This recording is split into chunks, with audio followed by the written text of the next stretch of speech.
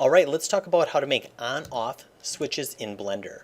What I mean by that is you can see here I've got this set up where I can slide these and it just turns something off. I feel like this is something that obviously was really important to this project. I feel like I scoured the internet and really didn't find many good tutorials on it. So I feel like I'm going to kind of make it straightforward and show you how to do this. It's not obvious, okay?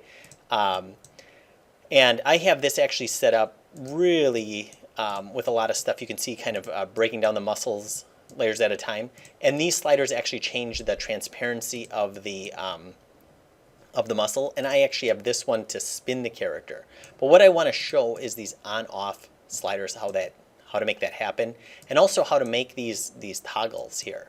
So getting started, and you can see here, this is the exercise that I'm going to kind of walk us through. I don't want it to shrink like that, but I want it to kind of totally disappear. So I'm just going to go new scene, new general, don't save, and I'm going to go ahead and move this cube off to the side. This could be anything, okay? This could be that skeleton, this could be a model, it could be whatever we want it to be. And I'm just going to go ahead and hide my 3D cursor. So if I come in here, I'm going to say hide 3D cursor, and there we go. Now, to create my slider here, I'm going to go Shift A, text, and then I'm going to press Tab, and then I'm going to press Delete, and then I'm going to type on, and I'm going to do a few spaces, and then off. There we go. I'm going to hit Tab, and now I could lift that up, and I could rotate that. So I'm just going to rotate it here, type in 90 degrees. Okay, great. Now, if I look at this from the front, I'm just going to kind of move that over to the side like that. Now we have, okay, great. We've got that place where we want it. We've got some good distance between it. Now I need to make kind of a switch for that. So to do that, I'm going to Shift A, and I'm going to go down here to Empty, and I'm going to create a cube.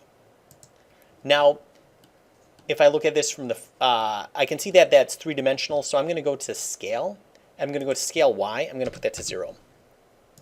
There we go. Now, if I look at this from the front, I can put it right here, and then I can move it here. You'll notice that right now it can kind of move freely, so it doesn't really feel like a kind of like a firm switch. So I'm going to clean that up. I can also see if I go here to the object properties, I can see that the starting location is basically how far away is it from the center point. And I don't care how far away it is from the center point. I want this to be its kind of 0, 0, 0 value. So I'm just looking at that. Yeah, that looks good. So if I go to add object, and then if I go to apply, I can say location to deltas. And when I do that, it's going to take these values and kind of shove them down here and make this all nice and zeroed out. So if I go object, apply, location to deltas, there we go. I can see that that's right here. And if I go to delta transformation, I can see that that's where it's kind of storing that information if it needs it, but it's nice and clean here. Now what? Well, now what I'm going to do is I'm going to make that slider so it can't slide farther than it needs to. So I'm going to go down here to the constraint properties, and I'm going to add a limit location. Okay, now you can see here that this is X, moving it back and forth. So if I go to limit, or if I say maximum X, and if I check that, I can see that it's not going to let me move my slider farther than that, okay, because it's considered 0 at the center right there. So instead of kind of like typing in a number, what I do is I kind of like just push this over, and I can kind of see how far it goes or just happens to go. And I can see right, okay, 4.6. Okay, that looks good. And then if I say minimum X, now if I push this over, I can see that that stops once again at 0.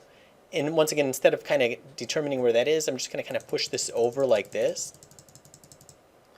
And there we go, 1.6 to 4.6. Okay, I'm kind of using those easy numbers. And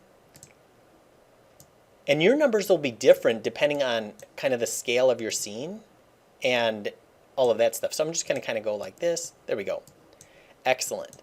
So now I've got that slider, but you'll notice that I could move it up, okay, or I could move it in a different area. So to avoid that, I'm going to go to my object properties, and object or location X is what I'm interested in. So I'm just going to go ahead and lock these. I also don't want anybody to rotate or scale it. So now it's only has the option to do this.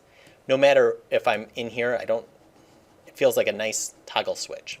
Okay, well that's only half the battle because I feel like I want this toggle switch to do something, otherwise I just wasted my time. So I'm going to name this on. And I'm going to put another one. I'm going to go ahead and hit Control D to duplicate. And I'm going to move this one to off.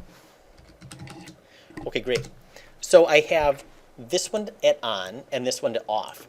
No one's actually going to see this off one, but we're going to use it to hide the cube. And I know that sounds kind of weird, but just go ahead and kind of watch here. So now I'm going to select on the cube, and I could press N, or I could click on this little arrow up here, and this appears. And I'm going to scale this cube down to 0 when this slider moves. To do that, I'm going to right-click, and I'm going to say Add Driver. Okay, now this pops up, and this is purple, indicating that there's a driver. And you can see that my driver menu, I lost it.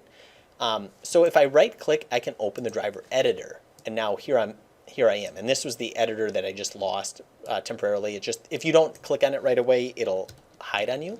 So what I'm going to do is I'm going to work on an expression here. And that's going to get a little tricky. But let's just go ahead and we'll leave that for now. And I'm going to say down here, I'm going to say the distance. So I'm going to say, well, the distance from what? And if I click here, I'm going to say from the on switch to the off switch. Okay, so the distance between the on switch and the off switch. So right now, if you remember, this was at 1.6 units, and it went all the way over to 1.4 or 4.6 units. So it's really 3 units apart. Okay, so what's happening here is that if I go back to my driver, what it's saying is the variable, so whatever it is, it's going to add a 1 to it. So remember when I said it's 3 units apart? So right now, it's 3 units away from this, and it's adding 1. That's where it gets the value of 4. Then when I push it over here, it's 0 units away, and it's adding 1. That's why it's a value of 1. So the trick is I've got to kind of do a math equation to try to figure out the distance from this. I want it to be 0 at this point, and then when it goes over here, I want it to be 1. So what I can do is on my expression, I'm going to say variable, I'm going to try this, times, or no, I'm going to say divided by 3. Okay, so now, actually, yeah, I want it to be 1 here because 1 means it's visible. So that means that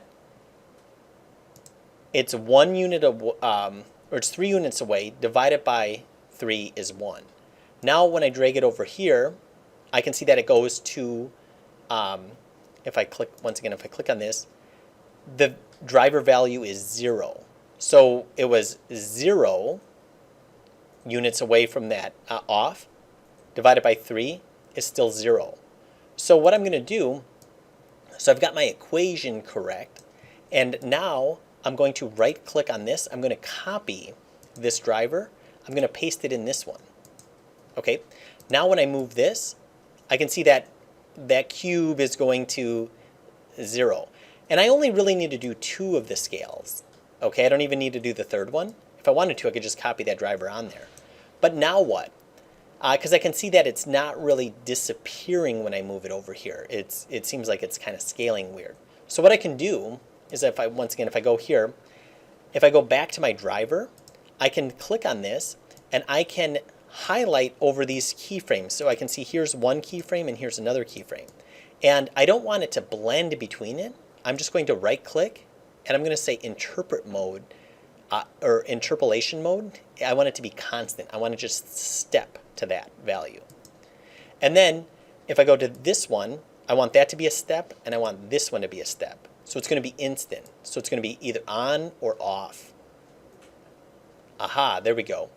Now, if yours is not working properly, if it stays on the whole time or something, what I found is I can actually take this one and we can maybe uncheck the constraints, and then I can kind of move it just slightly wherever I want. I mean, just kind of move it away and kind of see when it turns on or when it turns off.